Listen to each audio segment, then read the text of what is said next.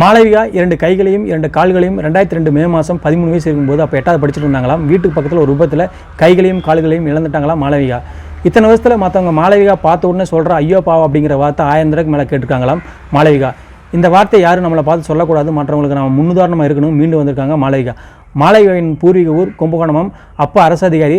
2002 ராஜஸ்தானில் மாளவிகாவின் அப்பா வேலை செய்யும்போது தான் இந்த விபத்து நடந்திருக்கு. மாளவிகா பிறந்து வளர்ந்தது எல்லாமே ராஜஸ்தானம். மாளவிகாவுக்கு ஒரு அக்கா இருக்காங்களாம். விபத்தான போது மாளவிகா அம்மா டாக்டர் கிட்ட சொன்னது என்னன்னா, என்னோட பொண்ணுக்கு கைகால் என்னாலும் சரி, என்னோட பொண்ணு எனக்கு உசுரோட வேணும்னு கதறி எழுதாங்களாம். விபத்தான போது டாக்டர் மாளவிகா கிட்ட கேட்டது என்னன்னா, இந்த கைகால்களை இப்போ இருக்கிற நிலைமையில் உங்களால் என்ன பண்ண முடியுதுன்னு ஒரு பேஷண்ட்டாக நீங்கள் சொன்னாதான்னு சொன்ன டாக்டருக்கே டாக்டராக இருந்திருக்காங்க மாளவிகா. 8வது படிக்கும்போது நடந்த விபத்து. 9வது 10வது 2 வருஷம் ஹாஸ்பிட்டலில் தான் இருந்தாங்களாம் மாளவிகா. இனி நம்ம வாழ்க்கையில் டான்ஸ் ஆட முடியாது, ஓடி ஆடி விளையாட முடியாது, இனிமேல் நம்ம வாழ்க்கையில் படிப்பு தான் முடிவெடுத்து படித்த மாளவிகா அமெரிக்காவில் அட்வொகேட் மோட்டிவேஷன் ஸ்பீக்கராக இருக்காங்களாம். மாளவிகாவுக்கு திருமணம் நடந்து 9 வருஷம் ஆயிடுச்சு. 2015 திருமணம் நடந்தால் நம்ம எல்லாருக்கும் தன்னம்பிக்கை மனுஷியாக இருக்காங்க மாளவிகா.